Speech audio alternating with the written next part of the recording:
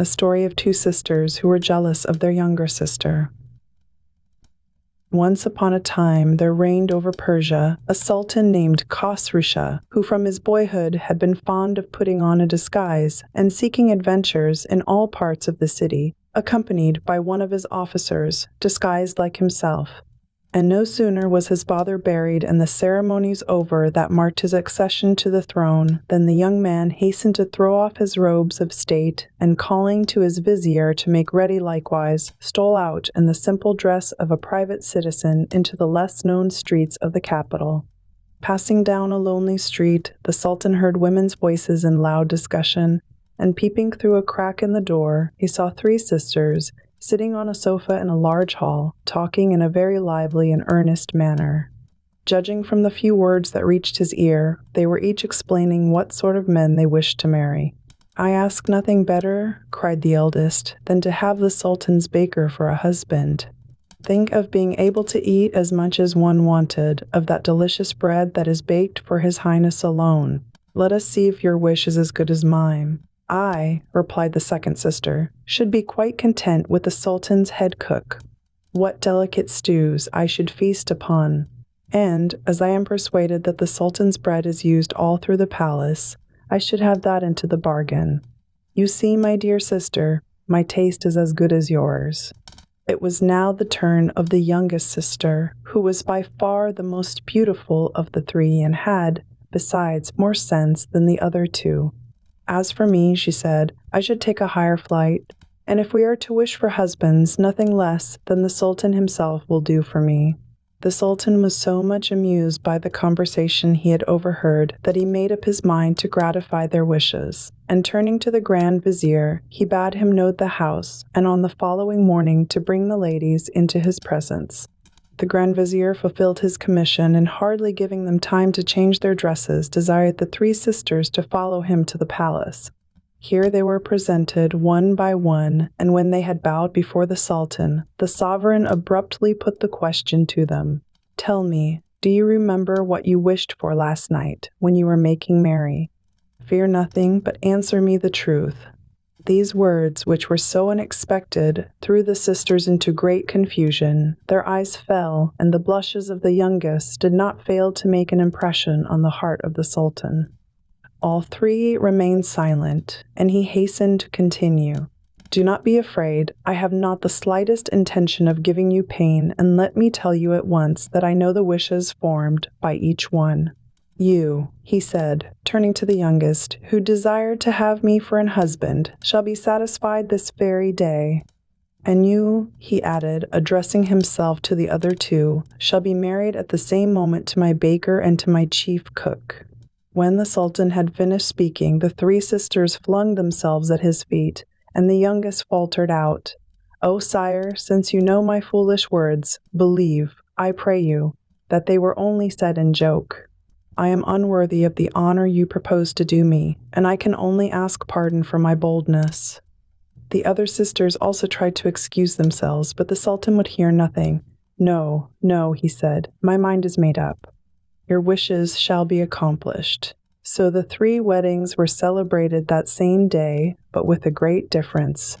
That of the youngest was marked by all the magnificence that was customary at the marriage of the Shah of Persia, while the festivities attending the nuptials of the Sultan's baker and his chief cook were only such as were suitable to their conditions. This, though quite natural, was highly displeasing to the elder sisters, who fell into a passion of jealousy, which in the end caused a great deal of trouble and pain to several people. And the first time that they had the opportunity of speaking to each other, which was not till several days later at a public bath, they did not attempt to disguise their feelings. "Can you possibly understand what the Sultan saw in that little cat?" said one to the other. "For him to be so fascinated by her?" "He must be quite blind," returned the wife of the chief cook. "As for her looking a little younger than we do, what does that matter? You would have made a far better sultana than she." "Oh, I say nothing of myself," replied the elder, "and if the Sultan had chosen you, it would have been all very well, but it really grieves me that he should have selected a wretched little creature like that. However, I will be revenged on her somehow, and I beg you will give me your help in the matter. and to tell me anything that you can think of that is likely to mortify her." In order to carry out their wicked scheme, the two sisters met constantly to talk over their ideas, though all the while they pretended to be as friendly as ever toward the sultana, who, on her part, invariably treated them with kindness. For a long time no plan occurred to the two plotters that seemed in the least likely to meet with success, but at length the expected birth of an heir gave them the chance for which they had been hoping. They obtained permission of the sultan to take up their abode in the palace for some weeks, and never left their sister night or day. When at last a little boy, beautiful as the sun, was born, they laid him in his cradle and carried it down to a canal which passed through the grounds of the palace. Then, leaving it to its fate, they informed the sultan that instead of the son he had so fondly desired, the sultana had given birth to a puppy. At this dreadful news, the sultan was so overcome with rage and grief that it was with great difficulty that the grand vizier managed to save the sultana from his wrath. Meanwhile, the cradle continued to float peacefully along the canal till, on the outskirts of the royal gardens, it was suddenly perceived by the intendant, one of the highest and most respected officials in the kingdom. "Go," he said to a gardener who was working near, "and get that cradle out for me." The gardener did as he was bid, and soon placed the cradle in the hands of the intendant. The official was much astonished to see that the cradle, which he had supposed to be empty, contained a baby, which, young though it was, already gave promise of great beauty. Having no children himself, although he had been married some years, it at once occurred to him that here was a child which he could take and bring up as his own. And bidding the man pick up the cradle and follow him, he turned toward home. "My wife," he exclaimed as he entered the room, "Heaven has denied us any children, but here is one that has been sent in their place. Send for a nurse, and I will do what is needful publicly to recognize it as my son." The wife accepted the baby with joy, and though the intendant saw quite well that it must have come from the royal palace, he did not think it was his business to inquire further into the mystery. The following year another prince was born and sent adrift, but happily for the baby, the intendant of the gardens again was walking by the canal and carried it home as before. The sultan, naturally enough, was still more furious the second time than the first, but when the same curious accident was repeated in the third year, he could control himself no longer and, to the great joy of the jealous sisters, commanded that the sultana should be executed.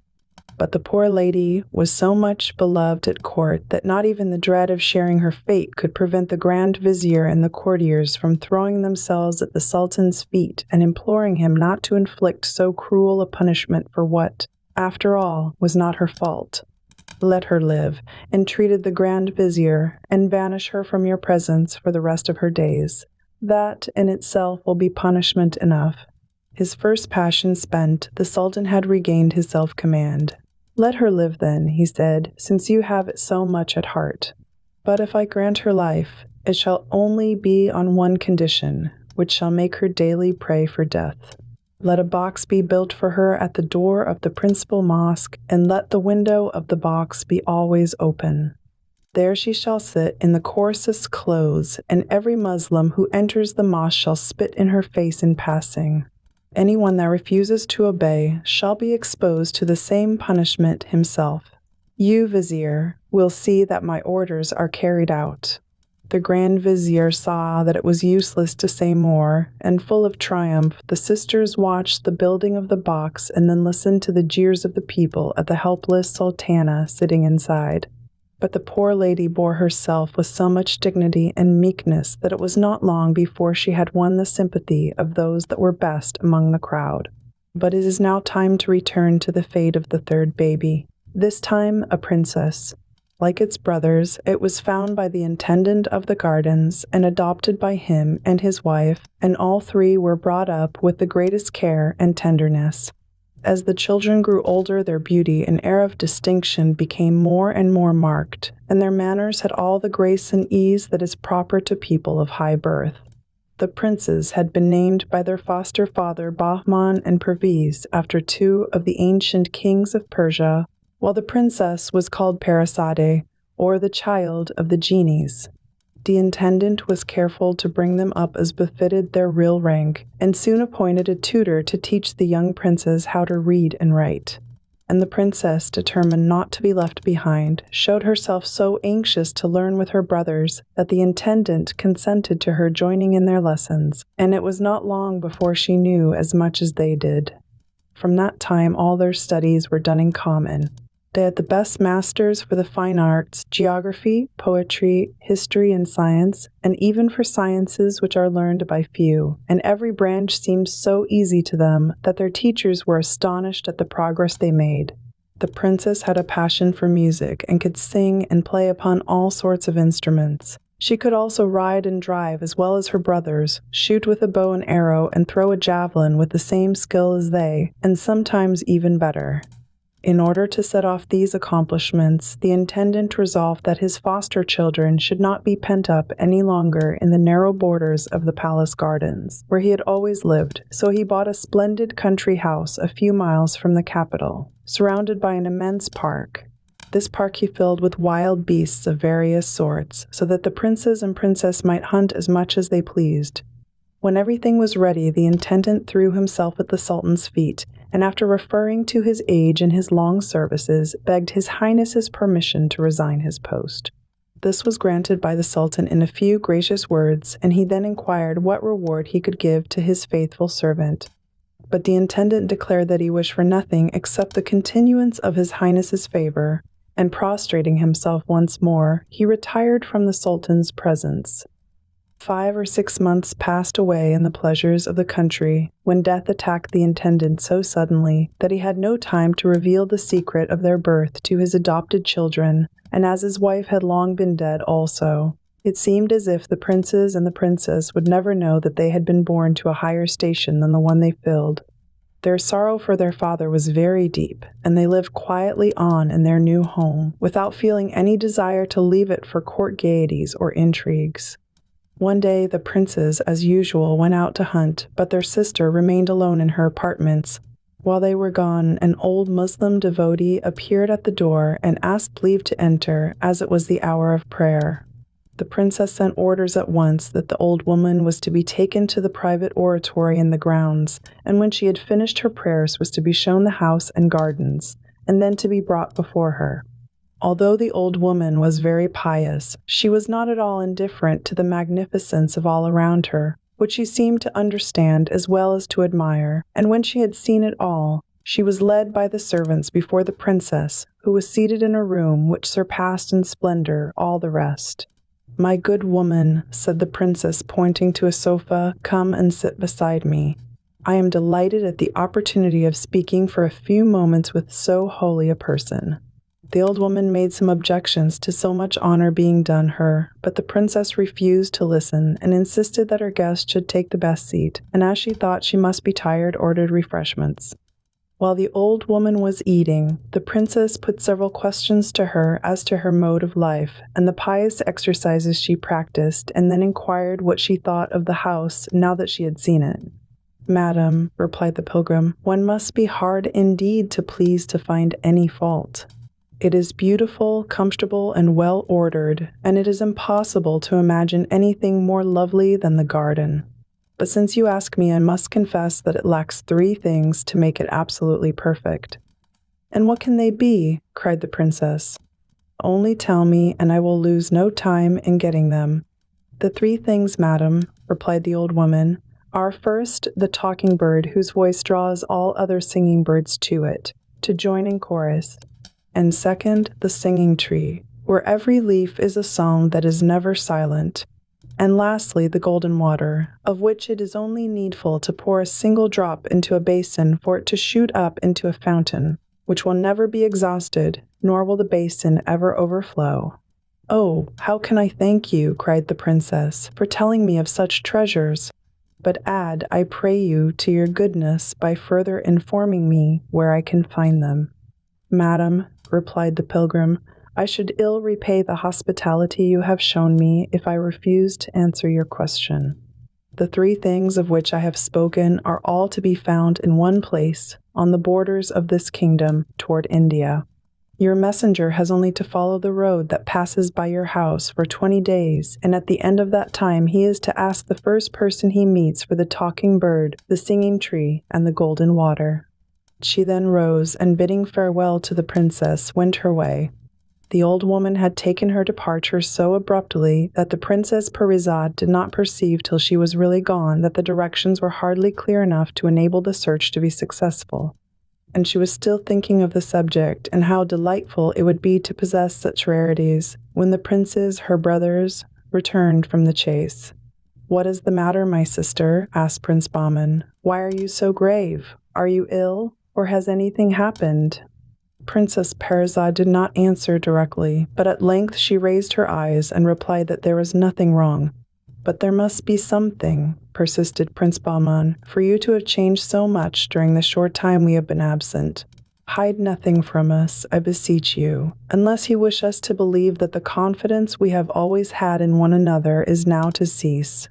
"When I said that it was nothing," said the princess, moved by his words, "I meant that it was nothing that affected you, although I admit that it is certainly of some importance to me. Like myself, you have always thought this house that our father built for us was perfect in every respect, but only today I have learned that 3 things are still lacking to complete it. These are the talking bird, the singing tree, and the golden water." After explaining the peculiar qualities of each, the princess continued, "It was a Muslim devotee who told me all this, and where they might all be found. Perhaps you will think that the house is beautiful enough as it is, and that we can do quite well without them. But in this I cannot agree with you, and I shall never be content until I have got them. So counsel me, I pray, whom to send on the undertaking." "My dear sister," replied Prince Bahman, "that you should care about the matter is quite enough, even if we took no interest in it ourselves. But we both feel with you, and I claim, as the elder, the right to make the first attempt if you will tell me where I am to go and what steps I am to take." Prince Pervis at first objected that, being the head of the family, his brother ought not to be allowed to expose himself to danger, but Prince Bahman would hear nothing and retired to make the needful preparations for his journey. The next morning, Prince Bahman got up very early and after bidding farewell to his brother and sister, mounted his horse. But just as he was about to touch her with his whip, he was stopped by a cry from the princess. "Oh, perhaps after all you may never come back. One never can tell what accidents may happen. Give it up, I implore you, for I would 1,000 times rather lose the talking bird and the singing tree and the golden water than that you should run into danger." "My dear sister," answered the prince, "accidents only happen to unlucky people, and I hope that I am not one of them. But as everything is uncertain, I promise you to be very careful. Take this knife," he continued, handing her one that hung sheathed from his belt, "and every now and then draw it out and look at it. As long as it keeps bright and clean as it is today, you will know that I am living, but if the blade is spotted with blood, it will be a sign that I am dead, and you shall weep for me." So saying, Prince Bahman bade them farewell once more, and started on the high road, well mounted and fully armed. For 20 days he rode straight on, turning neither to the right hand nor to the left, till he found himself drawing near the frontiers of Persia. Seated under a tree by the wayside, he noticed a hideous old man with a long white mustache and beard that almost fell to his feet. His nails had grown to an enormous length, and on his head he wore a huge hat which served him for an umbrella. Prince Bahman, who, remembering the directions of the old woman, had been since sunrise on the lookout for someone, recognized the old man at once to be a dervish. He dismounted from his horse and bowed low before the holy man, saying by way of greeting, "My father, may your days be long in the land, and may all your wishes be fulfilled." The dervish did his best to reply, but his mustache was so thick that his words were hardly intelligible, and the prince, perceiving what was the matter, took a pair of scissors from his saddle pockets and requested permission to cut off some of the mustache, as he had a question of great importance to ask the dervish. The dervish made a sign that he might do as he liked, and when a few inches of his hair and beard had been pruned all round, the prince assured the holy man that he would hardly believe how much younger he looked. The dervish smiled at his compliments and thanked him for what he had done. "Let me," he said, "show you my gratitude for making me more comfortable by telling me what I can do for you." "Gentle dervish," replied Prince Bahman, "I come from far, and I seek the talking bird, the singing tree, and the golden water. I know that they are to be found somewhere in these parts, but I am ignorant of the exact spot.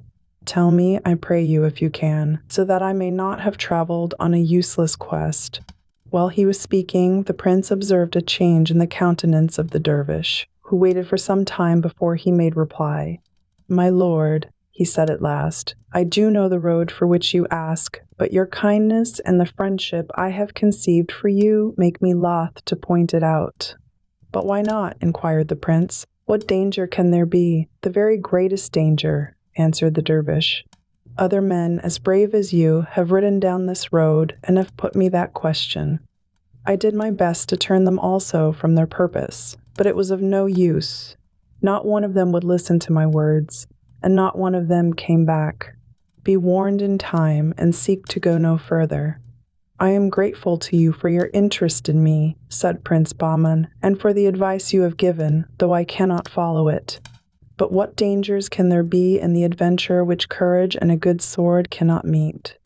"And suppose," answered the dervish, "that your enemies are invisible, how then?" "Nothing will make me give it up," replied the prince, "and for the last time I ask you to tell me where I am to go." When the dervish saw that the prince's mind was made up, he drew a ball from a bag that lay near him and held it out.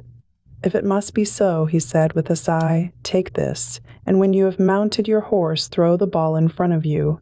It will roll on till it reaches the foot of a mountain, and when it stops you will stop also. You will then throw the bridle on your horse's neck without any fear of his straying, and will dismount.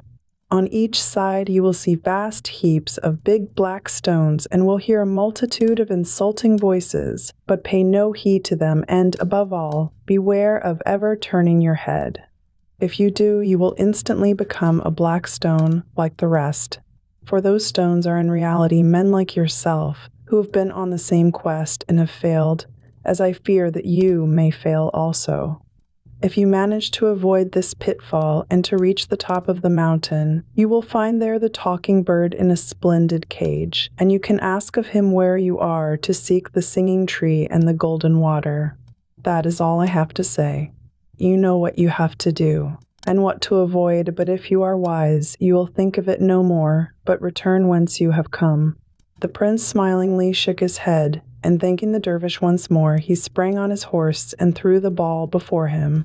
The ball rolled along the road so fast that Prince Bahman had much difficulty in keeping up with it, and it never relaxed its speed till the foot of the mountain was reached.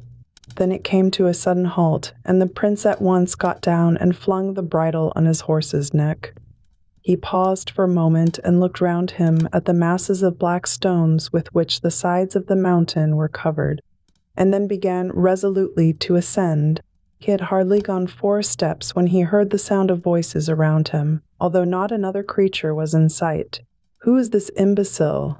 cried some. "Stop him at once. Kill him," shrieked others. "Help! Robbers! Murderers! Help! Help!" "Oh, let him alone," sneered another. And this was the most trying of all. "He is such a beautiful young man. I am sure the bird in the cage must have been kept for him." At first the prince took no heed to all this clamor, but continued to press forward on his way. Unfortunately, this conduct, instead of silencing the voices, only seemed to irritate them the more, and they arose with redoubled fury, in front as well as behind. After some time he grew bewildered, his knees began to tremble, and finding himself in the act of falling, he forgot altogether the advice of the dervish.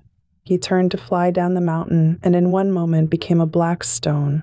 As may be imagined, Prince Perviz and his sister were all this time in the greatest anxiety and consulted the magic knife, not once but many times a day.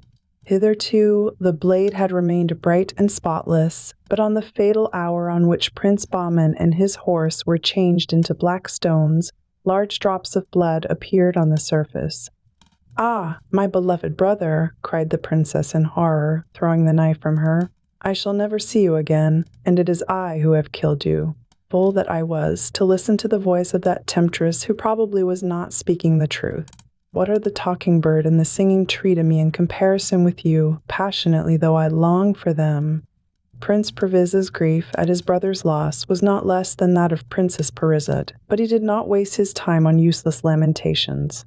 My sister, he said, why should you think the old woman was deceiving you about these treasures, and what would have been her object in doing so? No, our brother must have met his death by some accident, or want of precaution, and tomorrow I will start on the same quest. Terrified at the thought that she might lose her only remaining brother, the princess entreated him to give up his project, but he remained firm. Before setting out, however, he gave her a chaplet of 100 pearls, and said, when I am absent, tell this over daily for me, but if you should find that the beads stick, so that they will not slip one after the other, you will know that my brother's fate has befallen me. Still, we must hope for better luck. Then he departed, and on the 20th day of his journey fell in with the dervish on the same spot as Prince Bahman had met him, and began to question him as to the place where the talking bird, the singing tree, and the golden water were to be found. As in the case of his brother, the dervish tried to make him give up his project, and even told him that only a few weeks since a young man bearing a strong resemblance to himself had passed that way, but had never come back again. That holy dervish, replied Prince Perviz, was my elder brother, who is now dead, though how he died I cannot say. He is changed into a black stone, answered the dervish, like all the rest who have gone on the same errand, and he will become one likewise if you are not more careful in following my directions. Then he charged the prince, as he valued his life, to take no heed of the clamor of voices that would pursue him up the mountain, and handing him a ball from the bag, which still seemed to be half full, he sent him on his way. When Prince Perviz reached the foot of the mountain, he jumped from his horse and paused for a moment to recall the instructions the dervish had given him. Then he strode boldly on, but had scarcely gone 5 or 6 paces when he was startled by a man's voice that seemed close to his ear, exclaiming, "Stop, brash fellow, and let me punish your audacity." This outrage entirely put the dervish's advice out of the prince's head.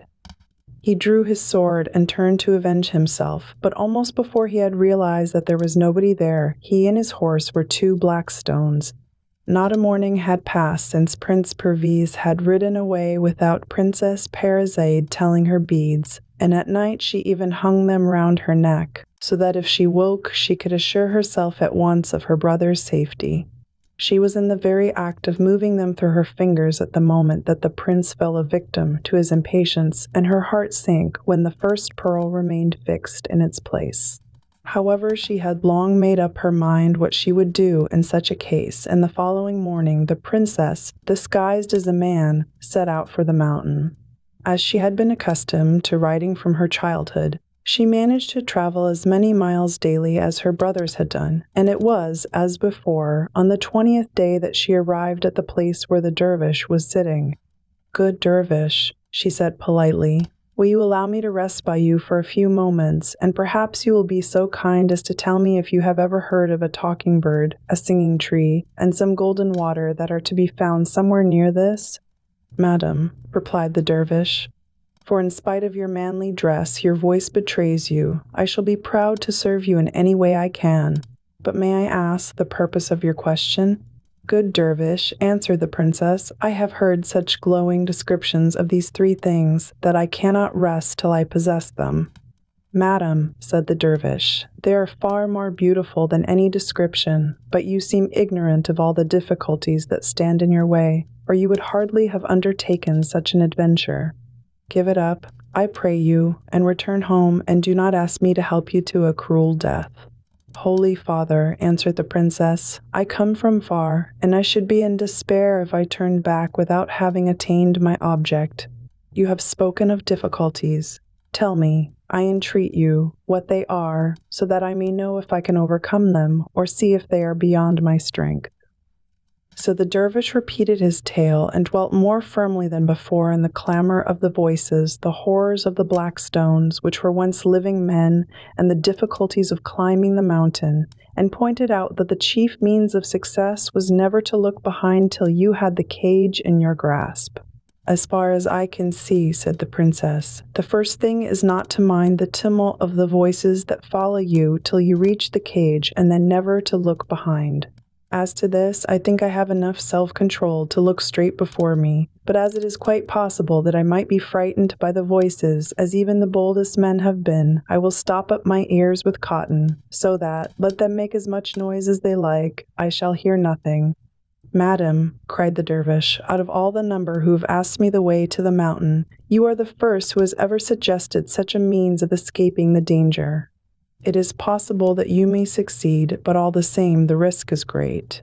"Good dervish," answered the princess, "I feel in my heart that I shall succeed, and it only remains for me to ask you the way I am to go." Then the dervish said that it was useless to say more, and he gave her the ball, which she flung before her. The first thing the princess did on arriving at the mountain was to stop her ears with cotton, and then, making up her mind which was the best way to go, she began her ascent.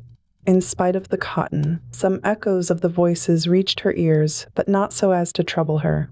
Indeed, though they grew louder and more insulting the higher she climbed, the princess only laughed, and said to herself that she certainly would not let a few rough words stand between her and the goal. At last she perceived in the distance the cage and the bird, whose voice joined itself in tones of thunder to those of the rest. "Return! Return! Never dare to come near me." At the sight of the bird, the princess hastened her steps, and without vexing herself at the noise which by this time had grown deafening, she walked straight up to the cage, and seizing it, she said, "Now, my bird, I have got you, and I shall take good care that you do not escape." As she spoke, she took the cotton from her ears, for it was needed no longer. "Brave lady," answered the bird, "do not blame me for having joined my voice to those who did their best to preserve my freedom. Although confined in a cage, I was content with my lot, but if I must become a slave, I could not wish for a nobler mistress than one who has shown so much constancy, and from this moment I swear to serve you faithfully. Some day you will put me to the proof, for I know who you are better than you do yourself. Meanwhile, tell me what I can do, and I will obey you." "Bird," replied the princess, who was filled with a joy that seemed strange to herself when she thought that the bird had cost her the lives of both her brothers. "Bird, let me first thank you for your goodwill, and then let me ask you where the golden water is to be found." The bird described the place, which was not far distant, and the princess filled a small silver flask that she had brought with her for the purpose. She then returned to the cage and said, "Bird, there is still something else. Where shall I find the singing tree?" "Behind you, in that wood," replied the bird, and the princess wandered through the wood till a sound of the sweetest voices told her she had found what she sought. But the tree was tall and strong, and it was hopeless to think of uprooting it. "You need not do that," said the bird when she had returned to ask counsel. "Break off a twig and plant it in your garden, and it will take root and grow into a magnificent tree." When the Princess Parizade held in her hands the 3 wonders promised her by the old woman, she said to the bird, "All that is not enough.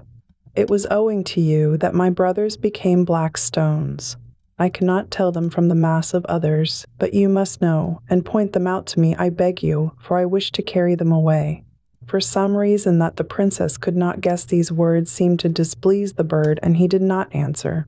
The princess waited a moment, and then continued in severe tones, "Have you forgotten that you yourself said that you are my slave to do my bidding, and also that your life is in my power?"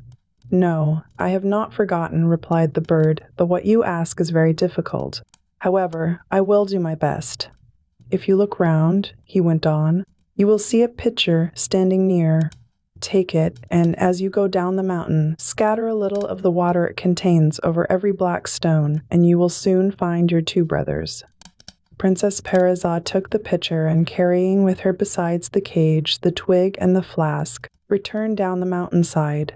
At every black stone she stopped and sprinkled it with water, and as the water touched it, the stone instantly became a man. When she suddenly saw her brothers before her, her delight was mixed with astonishment. "Why, what are you doing here?" she cried. "We have been asleep," they said. "Yes," returned the princess, "but without me your sleep would probably have lasted till the day of judgment." Have you forgotten that you came here in search of the talking bird, the singing tree, and the golden water, and the black stones that were heaped up along the road? Look round and see if there is one left. These gentlemen and yourselves and all your horses were changed into these stones, and I have delivered you by sprinkling you with the water from this pitcher. As I could not return home without you, even though I had gained the prizes on which I had set my heart, I forced the talking bird to tell me how to break the spell." On hearing these words, Prince Bahman and Prince Perviz understood all they owed their sister, and the knights who stood by declared themselves her slaves and ready to carry out her wishes. But the princess, while thanking them for their politeness, explained that she wished for no company but that of her brothers, and that the rest were free to go where they would. So saying, the princess mounted her horse, and declining to allow even Prince Bahman to carry the cage with the talking bird, she entrusted him with the branch of the singing tree, while Prince Perviz took care of the flask containing the golden water. Then they rode away, followed by the knights and gentlemen, who begged to be permitted to escort them.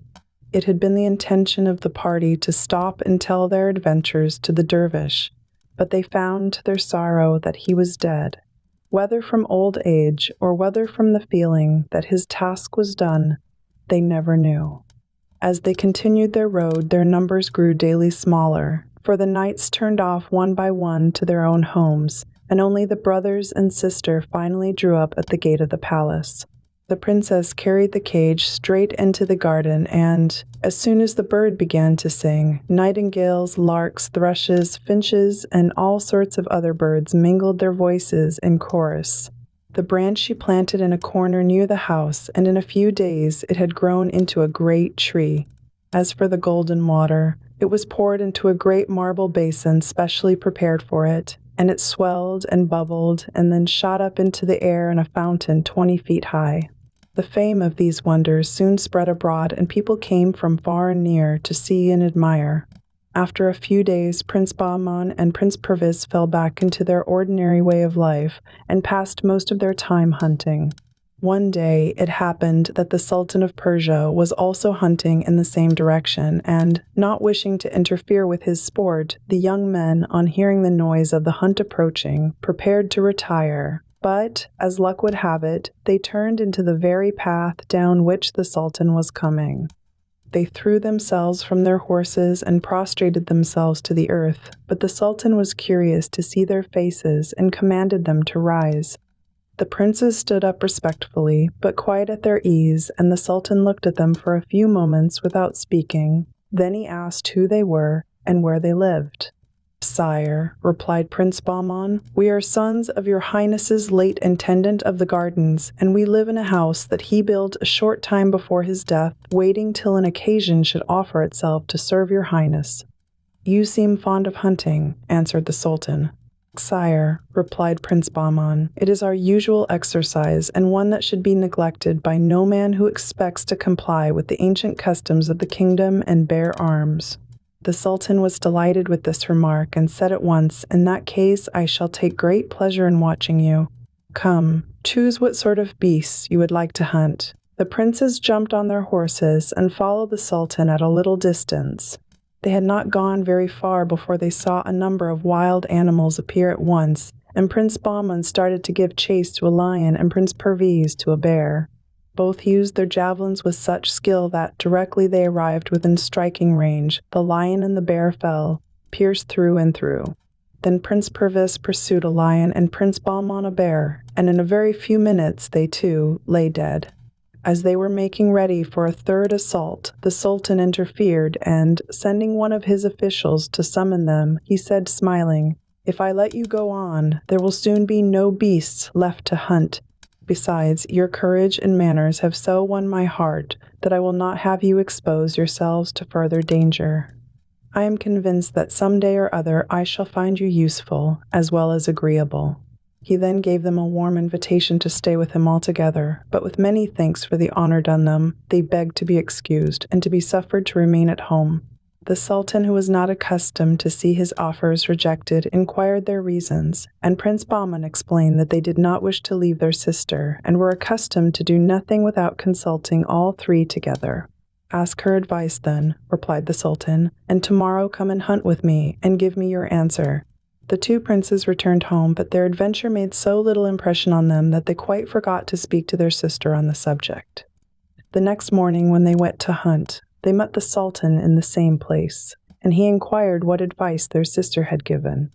The young men looked at each other and blushed. At last Prince Bahman said, "Sire, we must throw ourselves on your Highness's mercy. Neither my brother nor myself remembered anything about it." "Then be sure you do not forget today," answered the Sultan, "and bring me back your reply tomorrow." When, however, the same thing happened a second time, they feared that the Sultan might be angry with them for their carelessness. But he took it in good part, and drawing 3 little golden balls from his purse, he held them out to Prince Bahman, saying, "Put these in your bosom, and you will not forget a third time, for when you remove your girdle tonight, the noise they will make in falling will remind you of my wishes." It all happened as the Sultan had foreseen, and the 2 brothers appeared in their sister's apartments just as she was in the act of stepping into bed, and told their tale. The Princess Parizade was much disturbed at the news, and did not conceal her feelings. "Your meeting with the Sultan is very honorable to you," she said, "and will, I dare say, be of service to you, but it places me in a very awkward position. It is on my account, I know, that you have resisted the Sultan's wishes, and I am very grateful to you for it.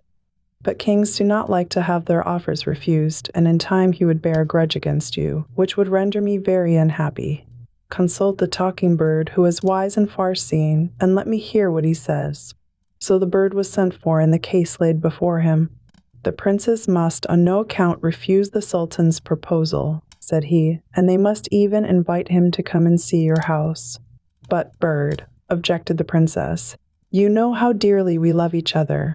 Will not all this spoil our friendship?" "Not at all," replied the bird. "It will make it all the closer."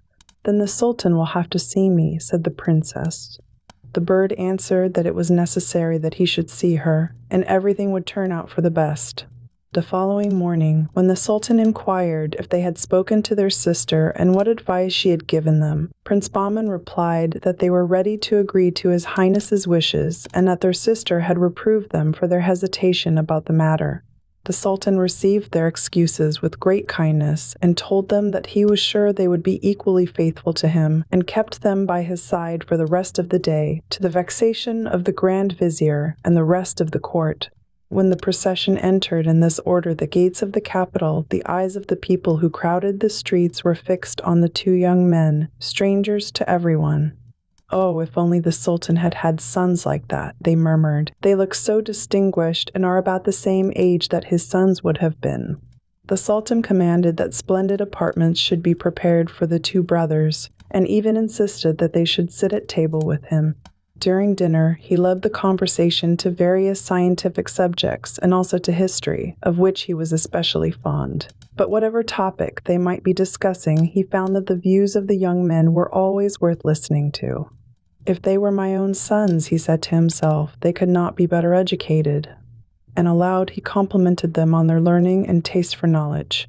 At the end of the evening, the princes once more prostrated themselves before the throne and asked leave to return home. And then, encouraged by the gracious words of farewell uttered by the Sultan, Prince Bahman said, "Sire, may we dare to take the liberty of asking whether you would do us and our sister the honor of resting for a few minutes at our house the first time the hunt passes that way?" "With the utmost pleasure," replied the Sultan, "and as I am all impatience to see the sister of such accomplished young men, you may expect me the day after tomorrow." The princess was of course most anxious to entertain the Sultan in a fitting way, but as she had no experience in court customs, she ran to the talking bird and begged he would advise her as to what dishes should be served. "My dear mistress," replied the bird, "your cooks are very good, and you can safely leave all to them, except that you must be careful to have a dish of cucumbers stuffed with pearl sauce served with the first course." "Cucumbers stuffed with pearls!" exclaimed the princess. "Why, bird, who ever heard of such a dish?" "The Sultan will expect a dinner he can eat, and not one he can only admire. Besides, if I were to use all the pearls I possess, they would not be half enough." "Mistress," replied the bird, "do what I tell you, and nothing but good will come of it." And as to the pearls, if you go at dawn tomorrow and dig at the foot of the first tree in the park, on the right hand, you will find as many as you want." The princess had faith in the bird, who generally proved to be right, and taking the gardener with her early next morning, followed out his directions carefully. After digging for some time, they came upon a golden box fastened with little clasps. These were easily undone, and the box was found to be full of pearls, not very large ones, but well-shaped and of a good color. So leaving the gardener to fill up the hole he had made under the tree, the princess took up the box and returned to the house. The two princes had seen her go out and had wondered what could have made her rise so early. Full of curiosity, they got up and dressed, and met their sister as she was returning with the box under her arm. "What have you been doing?" they asked. "And did the gardener come to tell you he had found a treasure?" "On the contrary," replied the princess, "it is I who have found one," and opening the box she showed her astonished brothers the pearls inside. Then, on the way back to the palace, she told them of her consultation with the bird and the advice it had given her. All three tried to guess the meaning of the singular counsel, but they were forced at last to admit the explanation was beyond them, and they must be content blindly to obey. The first thing the princess did on entering the palace was to send for the head cook and to order the repast for the sultan. When she had finished, she suddenly added, "Besides the dishes I have mentioned, there is one that you must prepare expressly for the sultan, and that no one must touch but yourself.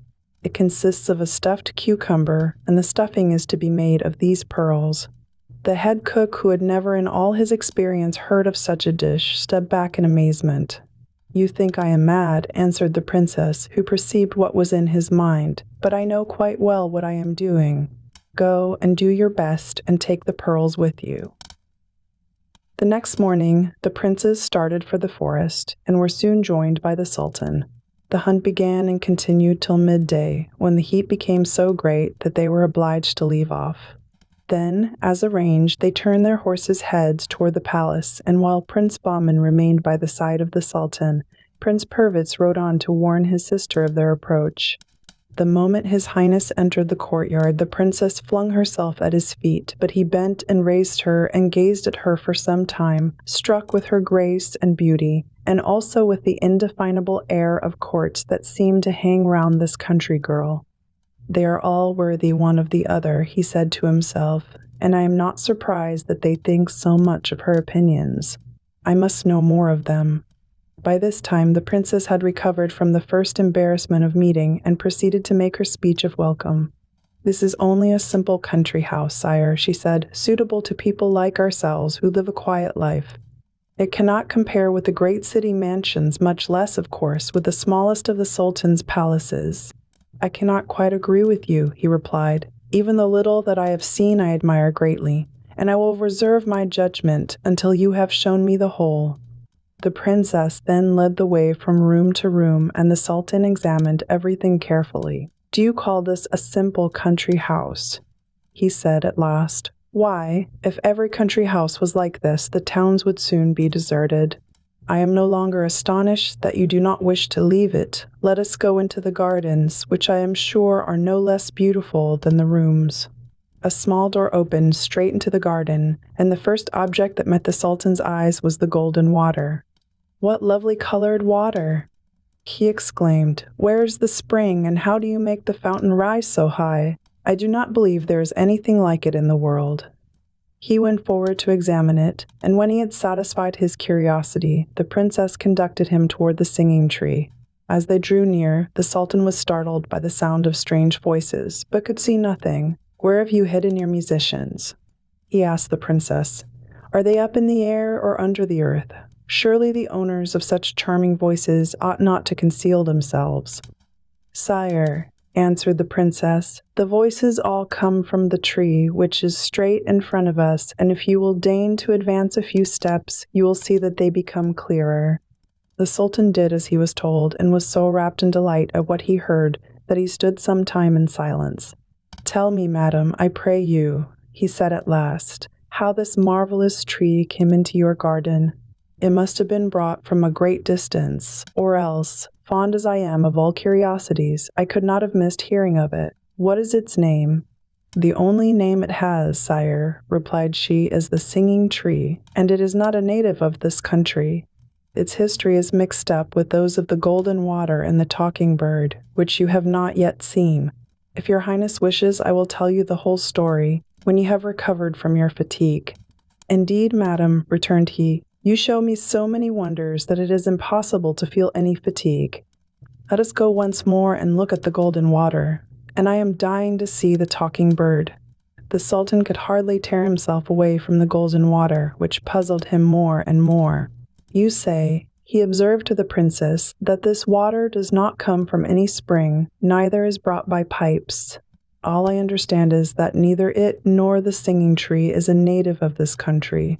"It is as you say, sire," answered the princess, "and if you examine the basin, you will see that it is all in one piece, and therefore the water could not have been brought through it.